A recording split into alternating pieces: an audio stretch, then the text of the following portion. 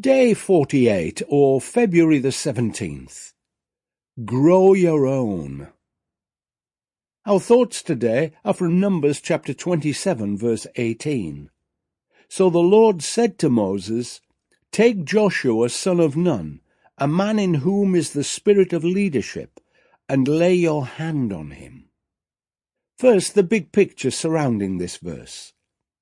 After the Israelites have wandered in the wilderness for 40 years, God tells Moses to count them all again.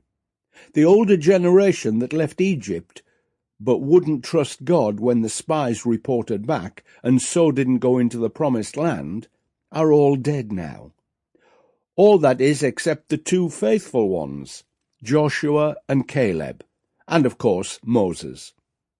This census counted all the current adult generation who have not had the opportunity to enter the land yet. As before, only the men who are 20 years old and over are counted. In other words, they were not counting the people, but the men who would make up the army. This method of counting had not changed by the time Jesus came, because if you remember, when they counted the crowd after a miraculous feeding, Matthew 14 verse 21 tells us, about 5,000 men were fed that day, in addition to all the women and children.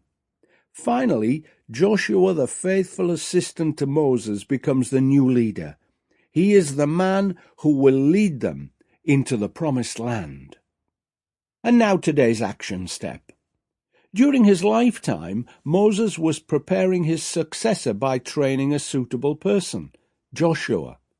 Today, we would call this mentoring or apprenticeship.